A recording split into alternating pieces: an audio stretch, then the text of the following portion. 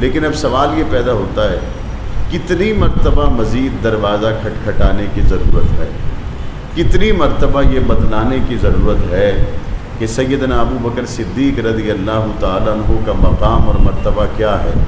کیا مدینہ منورہ میں نبی کریم صلی اللہ علیہ وسلم کے روضہ انور پر جا کر جناب ابو بکر صدیق رضی اللہ تعالیٰ عنہ اور جناب فاروق اعظم رضی اللہ تعالیٰ عنہ پر سلام پیش کرنے کے بعد بھی کسی کو یہ بتانے کی ضرورت ہے کہ مسلمانوں کے لیے اور اس امت کے لیے ابو بکر و عمر کا مقام کیا ہے؟ کیا قرآن مجید میں سیدنا ابو بکر صدیق اور سیدنا فاروق اعظم اور صحابہ کرام رضی اللہ عنہم اجمعین کی شان میں 1000 سے زائد آیات کے آ جانے کے بعد اب مزید اس بات کی گنجائش باقی ہے کہ کسی کو یہ بتلایا جائے کہ صحابہ کرام کا مقام اور مرتبہ امت کے نزدیک مسلمہ ہے اور اس پر کسی قسم کی آنچ کو امت کا کوئی فرد گوارا نہیں کر سکتا؟ کیا یہ بات اب بتانے کی ضرورت ہے کہ نبی کریم صلی اللہ علیہ وسلم کی زبان سے وہ ہزاروں کی تعداد میں فرامین جو صحابہ کرام کی عظمت کو بڑھا دینے کے لیے کافی ہیں، اس کے بعد اب مزید کسی کو صحابہ کرام کی عظمت بتلائی جائے؟ کیا مزید کوئی گنجائش باقی ہے کہ یہ بتلایا جائے کہ اللہ کے رسول نے 1400 سال پہلے سیدنا ابو بکر صدیق رضی اللہ تعالیٰ عنہ کو مسلح حوالے کیا؟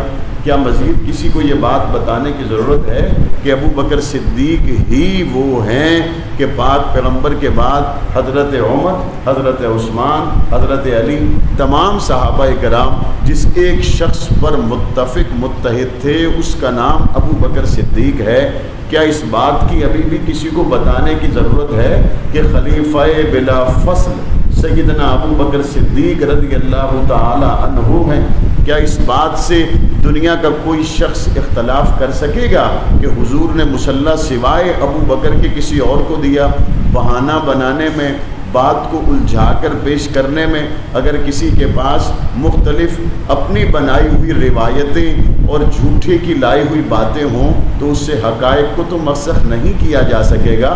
مدینہ منورہ میں اگر کوئی یہ کہے کہ نبی کریم صلی اللہ علیہ وسلم اپنے بعد مسلح حضرت علی المرتضیٰ کو دینا چاہتے تھے تو حضرت علی کو مسلح دینے سے روکا کس نے؟ تو کہتے حضور لکھوانا چاہتے تھے، کاغذ قلم منگوایا، حضرت عمر وہاں موجود تھے، کاغذ قلم لا کر نہ دیا۔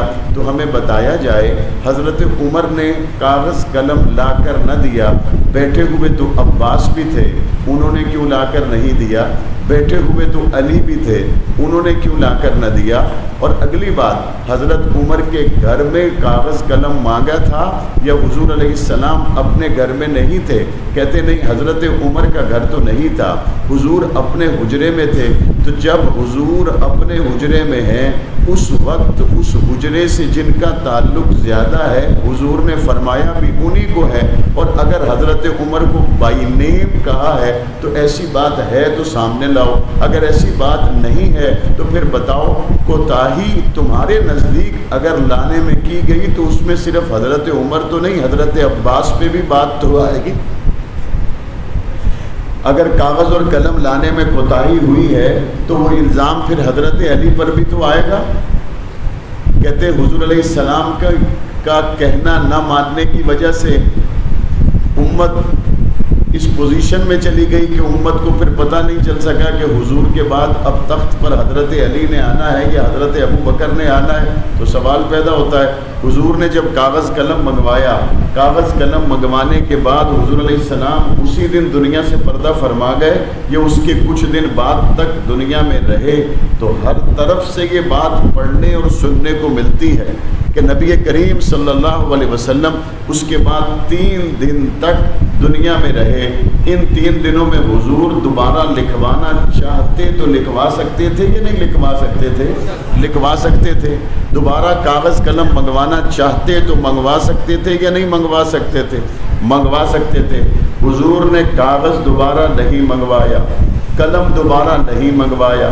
دوبارہ کہہ رہا ہوں، حضور نے دوبارہ کاغذ نہیں منگوایا، قلم نہیں منگوایا۔ سہبارہ کہہ رہا ہوں، حضور نے دوبارہ قلم نہیں منگوایا، کاغذ نہیں منگوایا، لیکن ہر اذان کے بعد مصلی پہ ابو بکر کو بھجوایا، کاغذ نہیں منگوایا۔ ہر اذان کے بعد ابو بکر کو مصلی پہ بھجوایا، اب کاغذ قلم نہیں منگوا رہے، ہر اذان کے بعد مصلی پہ ابو بکر کو بھجوا رہے ہیں۔ اور اگر لکھواتے تو کیا لکھواتے؟ میرے پاس دلیل ہے، میرے پاس روایت ہے، اللہ کے رسول لکھواتے تو ابو بکر صدیق کی خلافت لکھواتے۔ سیدہ عائشہ صدیقہ رضی اللہ تعالی عنہا سے روایت ہے، پاک پیغمبر نے فرمایا عائشہ میرا جی چاہتا ہے میں ابو بکر کی خلافت کو لکھوا دوں، لیکن میں نے لکھوایا اس لیے نہیں، مجھے یقین ہے میرے بعد اللہ اور میری امت ابو بکر پر ہی اکٹھے ہوں گے، اور اس میں اختلاف کی کوئی گنجائش اور بات ہے ہی کوئی نہیں۔ پاک پیغمبر لکھواتے، ابو بکر کی خلافت لکھواتے، نہیں لکھوائی، لیکن ہر اذان کے بعد مصلی پہ جانے والے ابو بکر ہیں۔ اور اگر نبی کریم صلی اللہ علیہ وسلم نے کسی اور کو مصلی دیا ہوتا تو ظاہر ہے یہ کہا جا سکتا تھا مصلی تو جناب عباس کو دیا، مصلی تو جناب علی کو دیا، مصلی تو جناب عمر یا جناب عثمان کو دیا، اور بعد میں فلاں کو مصلی کا وارث بنا دیا۔ نبی کسی اور کو بٹھا کر گئے، بعد میں کسی اور کو بٹھا دیا گیا۔ ایک بات تو یہ صاف ہو گئی۔ دوسرا کہتے نہیں، جب حضور نے کاغذ قلم مانگا تو حضرت عمر کو چاہیے تھا وہ فوراً لا کے دے دیتے۔